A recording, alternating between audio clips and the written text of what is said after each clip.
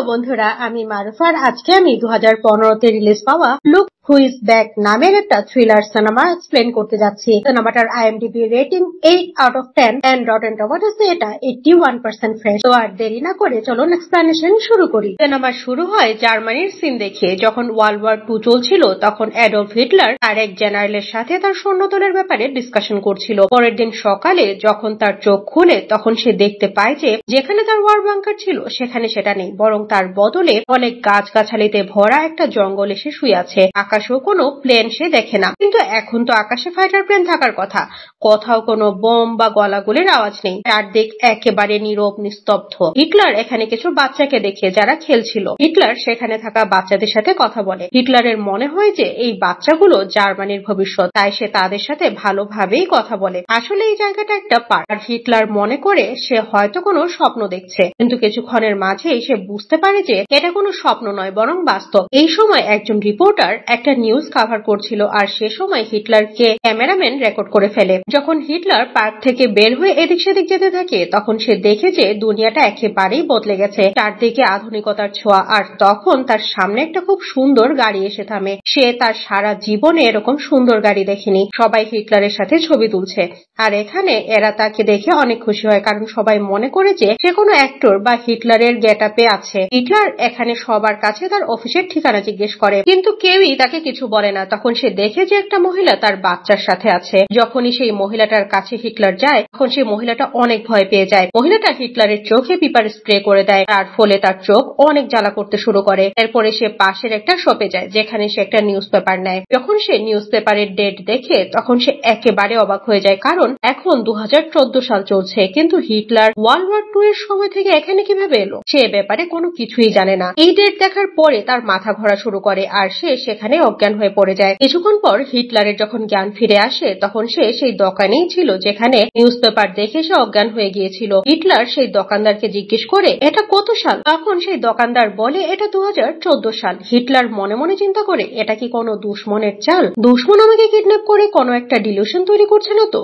সেজন্য সে সেই দোকানদারের কাছ থেকে একটা জার্মান নিউজ পেপার চায়। সেই নিউজ পেপারওয়ালা তাকে একটা জার্মান নিউজ পেপার দেয়। এই নিউজ পেপার পড়ার পরে হিটলার জানতে পারে যে বর্তমানে জার্মানির যে প্রেসিডেন্ট সে কোনো একজন ফিমেল, যে পলিটিক্স এর ব্যাপারে তেমন কিছুই জানে না। এর সাথে হিটলার এটাও জানতে পারে যে ওয়ার্ল্ড ওয়ার 2 হিটলার অর্থাৎ জার্মানি হেরে গিয়েছিল এবং পোল্যান্ড এখনো এক্সিস্ট করে, আর এটা জার্মানির টেরিটরিরই একটা অংশ। এই সত্যটা জানার পরে হিটলার অনেক কষ্ট পায়। সে বলে আমি জীবন দ্বিতীয়বারের জন্য পেয়েছি যাতে আমি আমার পেছনের কাজ সম্পূর্ণ করতে পারি। অন্যদিকে আমরা মাই টিভি এর টিভি স্টেশন দেখতে পাই যেখানে একজন মুভি মেকার যার নাম ফেবিয়ান, তাকে আমরা দেখি। সে এখানে কাজ করে, কিন্তু তার বসকে চ্যানেলের মালিক প্রমোশন না দিয়ে একজন মহিলাকে হায়ার করে দেখে বস তার উপরে অনেক ফ্রাস্ট্রেটেড থাকার কারণে ফেবিয়ানকে চাকরি থেকে বের করে দেয়। যদিও ফেবিয়ান তাকে অনেক রিকোয়েস্ট করে, কিন্তু বসের লোকজন তাকে তুলে অফিসের বাইরে ফেলে দেয়। পরের সিনে আমরা দেখি ফেবিয়ান তার বাসায় এসেছে, যেখানে তাকে আমরা অনেক দুঃখী দেখি। আসলে সে লাস্ট শুট যে জায়গায় করেছিল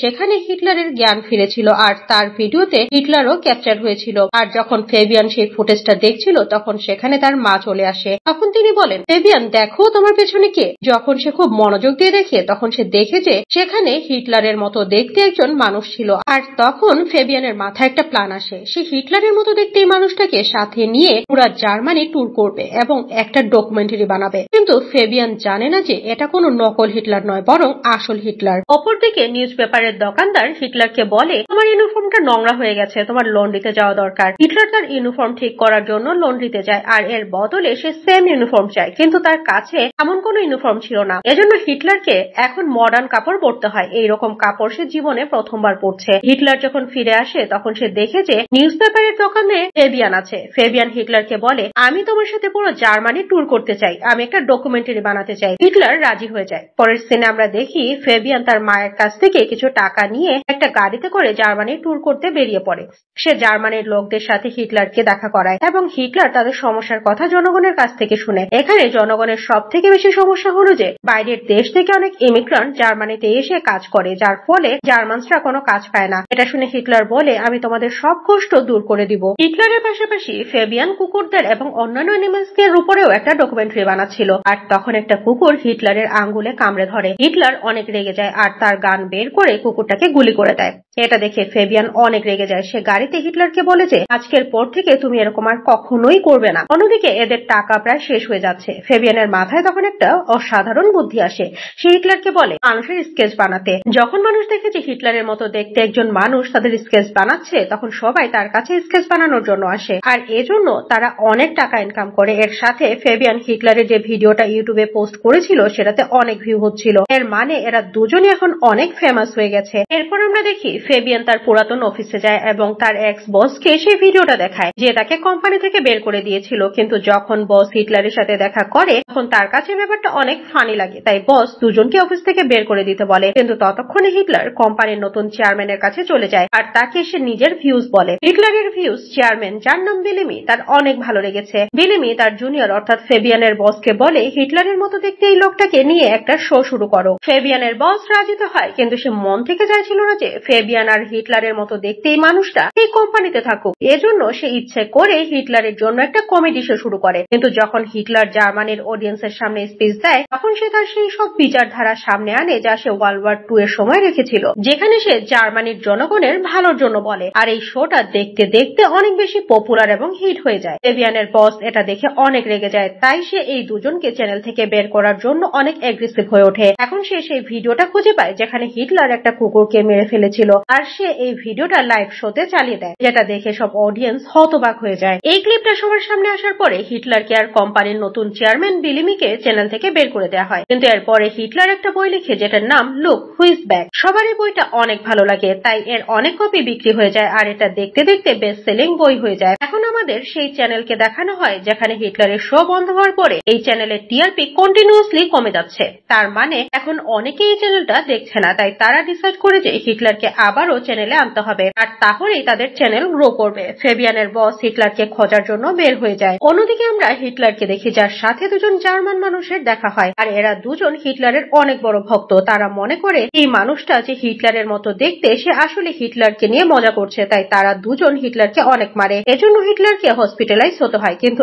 এখন এই কথাটা সম্পূর্ণ জার্মানিতে দাবানলের মতো ছড়িয়ে পড়ে। সবাই হিটলারকে ভালোবাসে, তার কথা জনগণের ভালো লাগে, তাই তার জন্য জনগণের মনে সিম্প্যাথি তৈরি হয়। পরের সিনে আমরা দেখি যে ফেবিয়ান সেই ভিডিও ক্লিপটা আবারও দেখে যেখানে সে প্রথমবার হিটলারকে দেখেছিল। আর যখন সে স্লো করে ভিডিওটা দেখে তখন সে দেখে যে যেখানে সে প্রথমবার হিটলারকে দেখেছিল সেখানে বিদ্যুৎ চমকাচ্ছিল। আর সে বুঝে যায় যে এই লোকটা কোনো নকল হিটলার নয়, বরং আসল হিটলার, যে কোনো এক অদ্ভুত কারণে এই সময়ে চলে এসেছে। আর এজন্যই তার কথা, তার চিন্তাধারা সব আসল হিটলারের মতো। এখন ফেবিয়ান সেই জায়গায় যায় যেখানে হিটলার প্রথমবার এসেছিল, যেখানে সে দেখে যে সেই জায়গায় ঘাস আর পাতা পুড়ে গেছে। আর এখানে ফেবিয়ানের সন্দেহ সম্পূর্ণ বাস্তবে রূপ নেয়। তাই সে ছুটে হসপিটালে যায় যেখানে বিলিমি ছিল, কিন্তু হিটলার কোথাও চলে গেছে। সে বিলিমিকে জিজ্ঞেস করে হিটলার কোথায়। তখন বিলিমি জানায় যে হিটলার আবারও স্টুডিওতে গিয়েছে, কারণ তার আজকে রেকর্ড আছে। ফেবিয়ান বিলিমিকে বলে এটা কোনো নকল হিটলার নয়, বরং আসল হিটলার। বিলিমি ফেবিয়ানের কথা কোনো কিছুই বুঝতে পারে না। তাই সে হসপিটালের গার্ডদের ফেবিয়ানকে ধরতে বলে, কিন্তু সে গার্ডদের ধাক্কা দিয়ে পালিয়ে স্টুডিওতে আসে যেখানে হিটলার তার শো এর প্রস্তুতি নিচ্ছিল। ফেবিয়ান জানে যে এটা আসল হিটলার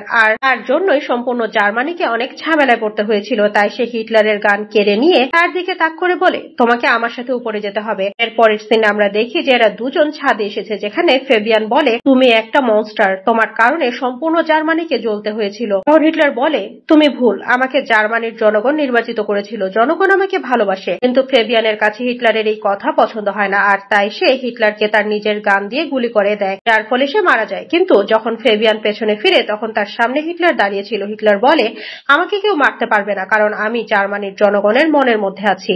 তখন আমাদের দেখানো হয় যে এই সিনটা চলছে সেটা আসলে একটা সিনেমার শুটিং। আর এই যে লোকটা ফেবিয়ান সেজে হিটলারের সামনে দাঁড়িয়ে আছে, সে আসলে ফেবিয়ান নয়, বরং সে ফেবিয়ানের সিলিকন মাস্ক পরা একজন বডি ডাবল। এখন আমাদের আসল ফেবিয়ানকে দেখানো হয়, যে একটা মেন্টাল অ্যাসাইলামে আছে। আসলে যখন সে জানতে পেরেছিল যে হিটলার আসলে আসল হিটলার আর সে বিলিমির কাছে গিয়েছিল, তখন বিলিমি এবং বাকি সবাই মনে করে যে ফেবিয়ান পাগল হয়ে গেছে, তাই তাকে ধরে এখন মেন্টাল অ্যাসাইলামে রাখা হয়েছে। আর এই ঘটনার উপর ভিত্তি করেই এই কাল্পনিক সিনেমাটা বানানো হচ্ছে। কিন্তু সত্যি তো এটাই যে হিটলার আসলেই আসল। হিটলারের সাথে এখন বিলিমিও রয়েছে। হিটলার এখন সম্পূর্ণ জার্মানিতে ফেমাস হয়ে গেছে এবং আবারও পলিটিক্সের অংশ হয়ে যায়। জার্মানির ন্যাশনালিস্টরা হিটলারকে বলে জার্মানি আবারও পাওয়ারে আসার জন্য রেডি আছে। আর এরপর হিটলার এবং বিলিমিকে দেখানো হয় তারা একটা ওপেন মার্সিডিজে করে যাচ্ছে। আর এখানে আমরা হিটলারের কণ্ঠে শুনতে পাই, সে বলে I can work with this. এর মানে সে জার্মানিকে আবারও পাওয়ারে আনার জন্য কাজ করবে। আর এর সাথে এই সিনেমাটা শেষ হয়ে যায়। আশা করছি সিনেমাটার এক্সপ্লানেশন আপনাদের ভালো লেগেছে। আবারও দেখা হবে নতুন কোন সিনেমার এক্সপ্লানেশন নিয়ে। ততক্ষণের জন্য ভালো থাকবেন, সুস্থ থাকবেন, বাই।